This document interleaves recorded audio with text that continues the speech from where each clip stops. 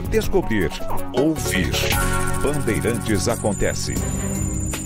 Houve muito barulho hoje com a exoneração do ministro das Minas e Energia, Bento Albuquerque, aliado de primeira hora do Bolsonaro, e a entrada para assumir o cargo de um técnico, alguém que trabalhava com Paulo Guedes, o Adolfo Saxida. Saxida tinha, inclusive, um papel importante no Ministério da Economia.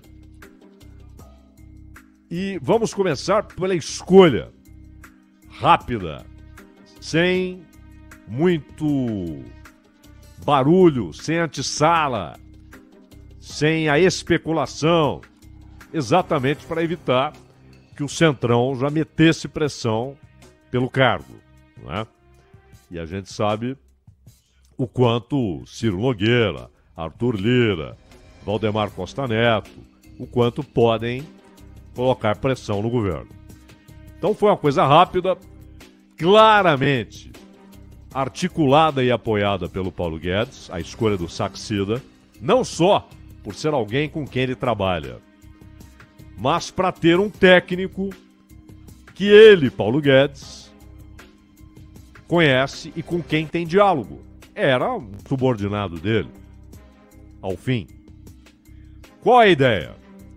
Saxida, primeiro, é alguém que defende, pelo menos como conceito, como tese, um fundo para compensar reajustes nos preços de combustíveis, evitando que reajuste do barril do petróleo automaticamente se transforme rapidamente, como sabemos, em aumento no preço da gasolina, em aumento do preço do óleo diesel. Essa ideia, aliás, foi defendida por 2 parlamentares do PT, a ideia de um fundo, e até dizíamos aqui que é a racional. Ela é cabível, ela é lógica, ela é inteligente. Tem problemas? Tem. Mas comparando essa ideia de um fundo com outras apresentadas e com a situação atual, o fundo é a melhor saída. Significa que ele conseguirá? Não, não significa. Mas passa a ser um aliado de algo que o Paulo Guedes defende. E não alguém indicado pelo Centrão, que provavelmente não teria preocupações maiores com o preço dos combustíveis, e sim com a composição política e até com a capacidade de influenciar decisões da Petrobras.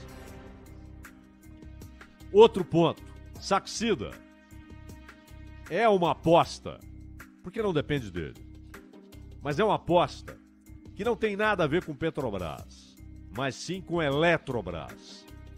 Tentar tornar mais rápido o processo de capitalização, que é privatização, pelo menos em grande parte, da Eletrobras. Por quê? A ideia é que o governo não venda ações, permaneça com suas ações, porém, havendo capitalização, ele não comprará nem venderá. Não comprando nem vendendo, ele mantém a mesma quantidade de ações, porém, em termos relativos, passa a ter uma participação menor no quadro de acionistas. Então, essa capitalização tiraria poder do governo, não totalmente, provavelmente haveria ali aquela regra de ouro, né, de que algumas situações teriam de passar pelo crivo do governo, da União, e haveria, claro, a possibilidade de veto contra algumas decisões que a maioria dos acionistas viesse a tomar. Se essa decisão for considerada prejudicial para a sociedade brasileira, ela pode ser vetada. Se ela for considerada prejudicial para os cofres públicos, ela pode ser vetada. Essa é a ideia. Só que o processo todo de capitalização da Eletrobras está parado no Tribunal de Contas. O Tribunal de Contas não é judiciário. Ele não faz parte do sistema judiciário brasileiro. Ele não tem o poder de tomar decisões judiciais, impositivas. Não tem. Mas ele pode parar. Ele não apenas aconselha, ele não apenas aponta problemas, ele pode parar. Pode impedir o prosseguimento de um processo, de uma obra. Quantas e quantas obras já foram paradas por decisão de tribunais de contas. Não só da União, mas dos estados, de municípios. Isso acontece muito. Em São Paulo, por exemplo, o governo tem muitas reclamações, inclusive a cidade de São Paulo, com ideias que são desencadeadas, começam a ser colocadas em prática e, de repente, o Tribunal de Contas põe o pé e fala, não pode, há um problema aqui. Às vezes há, às vezes não. Só que a demora em tomar decisões é uma fonte de prejuízo, principalmente em obra iniciada. Você tem perda de material, você tem perda de dinheiro, que é público. Há uma reforma viária, por exemplo, que é imaginada para São Paulo, e começando, aliás, com uma operação gigantesca de recapeamento que não anda. O tribunal colocou o pé, não é? Então, muitas vezes há reclamações do Poder Executivo. Não é Poder Judiciário o Tribunal de Contas, mas ele tem autoridade para tornar as coisas mais lentas ou até paralisá-las. E é o que está acontecendo com a Eletrobras. O Saxida chegará no prédio do TCU, resolverá as coisas, tomará um cafezinho, convencerá. Não, não é isso. Mas a ideia é que Bento Albuquerque estava inerte, esperando que as coisas aconteçam. E eles querem alguém que tente, pelo menos, empurrar a questão da Eletrobras. Mas é claro que a mudança tem a ver também com Petrobras. Há muito faz de conta nessa história. Porque o governo age e fala como se não houvesse o que fazer. Então o Bolsonaro, naquela conversa que ele tem ao vivo, normalmente às quintas-feiras, ele gritou, ele berrou contra a Petrobras. E ele sabe que tem razão e que as pessoas dão razão a ele quando ele fala do lucro escandaloso da Petrobras, que também tem sido motivo de gritaria do Ciro Gomes e de qualquer um que olhe o problema e analise os números, comparando os lucros que a Petrobras teve no ano passado e já neste ano, no primeiro trimestre, só no primeiro trimestre, perto de 45 bilhões de reais. Eles comparam não só com as 7 irmãs, as famosas 7 irmãs do petróleo. As 7 irmãs, elas detêm 20% do petróleo. 80% do petróleo produzido e comercializado no mundo é trabalho de empresa estatal. Na Arábia Saudita, na China, empresa estatal, no México, na Venezuela. E no Brasil, 80%. Então, quando você compara, seja com empresas estatais, públicas, ainda que com status jurídico de sociedade anônima, com ações na bolsa, como é a Petrobras, ou compara com as gigantes que formam lá as 7 irmãs, o lucro da Petrobras é absurdamente maior. No mesmo negócio. Estão no mesmo negócio. Vendem a mesma mercadoria. enfrentam os mesmos problemas do mercado. Lidam com elevações e reduções da demanda. Lidam com decisões, por exemplo, da OPEP, de aumentar ou reduzir a produção. E a Arábia Saudita tem, claro, um papel vital nisso, mas não está sozinha. Hoje, a OPEP+, que é basicamente um trabalho de Rússia e Arábia Saudita. Todas essas empresas lidam com a mesma situação. O mesmo mercado, os mesmos desafios, as mesmas chances. Por que uma delas tem um lucro absurdamente maior? Porque é muito bem administrada e as outras não? Claro que não, né? Não é isso. Então, a Petrobras, até 2016, era claramente vinculada à sua gestão de preços à ideia de que ela tem um compromisso com quem a criou, quem a sustentou, quem a fez. O povo brasileiro. Depois alienado, né? A grande ideia, o petróleo é nosso, que anos antes de haver Petrobras, já era motivo de discussões, das quais, aliás, participou o grande Monteiro Lobato, que chegou a entrar no negócio, né, de ser um explorador particular. A legislação no Brasil era muito incerta. Vem a Petrobras, é criada com o dinheiro do povo para ser a dona do negócio, uma estatal. E repito, nesse mercado, 80% do mercado, então singular, está nas mãos de estatais. 20% com as 7 irmãs. A Petrobras está entre as que exploram, detêm, comercializam 80% do petróleo do mundo. E é uma campeã em explorações marítimas. Uma grande empresa. Mas essa relação, mesmo com a mudança feita no governo Fernando Henrique Cardoso, em 97,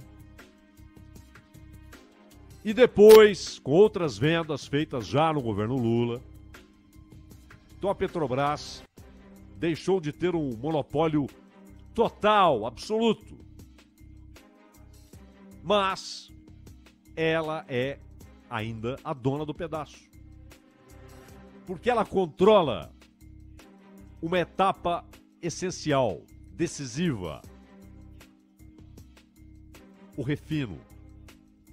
E o Brasil cometeu erros grotescos nos últimos anos, nos últimos 15 anos, principalmente nos últimos 10 anos, com relação a refinarias. Investimentos mal feitos, compra de refinarias obsoletas, superfaturadas na compra, refinarias prometidas e não feitas. Mas o fato é que a Petrobras tem as maiores. É a maioria, e mais do que isso, é a maioria qualificadíssima. Não apenas 90% das refinarias, mas as grandes refinarias. Isso significa poder de ditar preço. Então imagine se você administra uma empresa que não tem concorrente, para valer, uma empresa que vende um produto que é indispensável, as pessoas não podem substituí-lo, as pessoas não podem deixar de usá-lo, um produto insubstituível, um produto essencial. Não há economia possível hoje sem derivados de petróleo. E não só combustível para automóveis, tratores, caminhões. Não. A indústria, por exemplo, depende de vários produtos que são extraídos do petróleo, que derivam do petróleo. Então imagine esse mercado de um produto de venda certa, sem concorrência, e você podendo determinar o preço. Dá para errar? Não tem jeito, não é? Não tem jeito. Então, a mudança feita quando o Pedro Parente presidiu a Petrobras, o que aconteceu ali? Foi quebrada a ideia, foi lançada fora a ideia de um compromisso natural que está na gênese da Petrobras, entre ela e o povo brasileiro. Ela tem um compromisso que está na sua origem. Não é caridade. Não é função social. Isso você usa, essa ideia, para empresas privadas. A Petrobras tem acionistas no mundo inteiro. E há acionistas, uma parte, uma minoria, que tem direito a dividendos. E alguns, os que têm ações ordinárias, direito a voto. As preferenciais representam outra categoria de propriedade de ações, propriedade de papéis. As ordinárias dão direito a voto. E é claro que essa multidão de acionistas quer retorno. O cara não está preocupado. Ele está lá em Nova York, na Tailândia, na Índia, na China, na Inglaterra. Por que ele vai estar preocupado com o preço da gasolina e do diesel no Brasil? Ele está preocupado com a rentabilidade da Petrobras. E muitos acionistas internos também. São acionistas, é um negócio. O cara não compra papel por amor ao Petrobras. Ele compra para ter retorno, é lógico. É assim que funciona, normal. Deve ter rentabilidade. Deve haver pagamento honesto, justo, de dividendos. E é incrível como esperneiam para aprovar a ideia de taxar dividendo, hein? Que o Brasil taxava como todos os países normais. Deixou de taxar no governo Fernando Henrique. E agora, para voltar, é um parto. Mas há outro ponto. Desapareceu a ideia de que sim, o principal acionista, principal relativo, não é? Não se trata aqui de ter mais de 50%, mas o principal relativo, que é a União, tem papel, sim, em política de preços. Ah, mas é um grupo ali. Espera aí. Olhemos a constituição do grupo que decide. Não é o presidente, já sabemos disso, né? Já trocaram de presidente na Petrobras como quem troca de paletó. Não é o presidente. Isso aí mostrou-se irrelevante. Trocar o presidente. Então há um grupo, há uma direção, há um conselho. Tem gente do governo no conselho? Claro! Quem tem mais representantes no conselho? E não há nada para fazer? É um faz de conta. É claro que sim. E não é preciso mudar a Constituição, nada disso. Foi uma mudança ordinária feita em 2017. 2016, 2017. Naquele vácuo. Então, é possível reverter isso.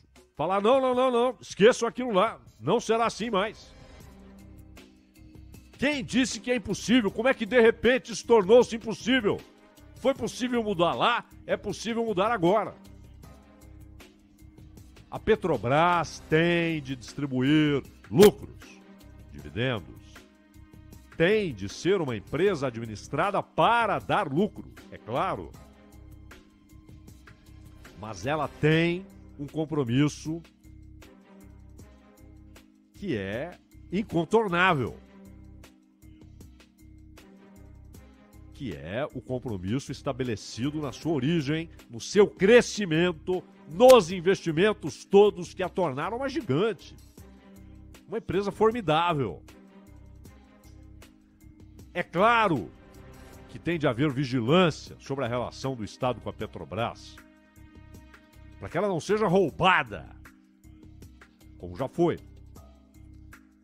Mas esse papinho de que não há o que fazer, então não adianta o Bolsonaro ir lá no ao vivo e gritar, espernear e xingar. Tem de agir. Ele preside a República. Então, a União tem instrumentos para interferir na política de preço.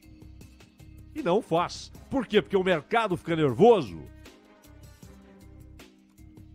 Rapaz, nervoso tá o cara que vive de aplicativo, que é motorista de táxi, que é motorista de caminhão, que é caminhoneiro autônomo, é a dona de casa ou o dono da casa na hora de comprar um botijão de gás, é a comida mais cara que tá deixando o cara sem comer direito, deixando famílias numa situação de subnutrição. E são milhões de brasileiros com precariedade na alimentação. É só por causa do preço dos combustíveis? Não. Mas o papel é decisivo e alimenta expectativas. Porque você olha, qual é a conclusão óbvia? Qualquer um sabe que vai subir mais. Então, muita gente já faz o quê? Antecipa-se. E já sobe o preço antes, porque sabe que vai ter impacto no seu negócio do preço do barril do petróleo. Isso é uma fonte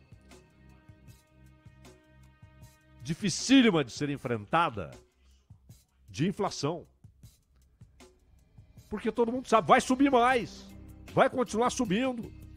Tanto que o recado, na segunda-feira, o diesel subiu 40 centavos, mas é parcial. Vem mais por aí.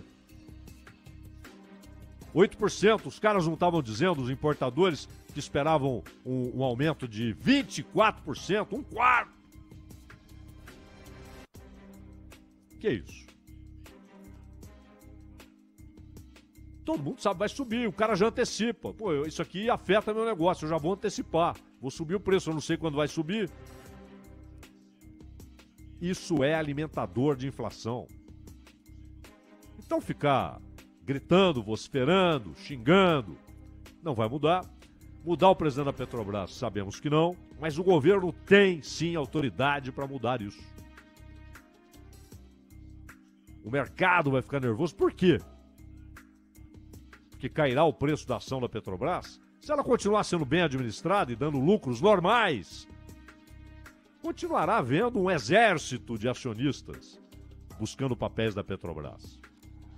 Porque esse pânico fabricado, né? Teatral. Até 2016 era assim e muita gente ganhou dinheiro com isso. Porque esse pânico teatral. Então, a Petrobras tem de dar lucro, tem de ser bem administrada, porque se ela não der lucro, ela vai fechar.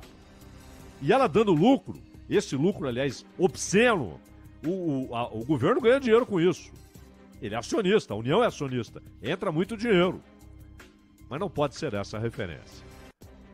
E é mais uma das referências perdidas, Ronald.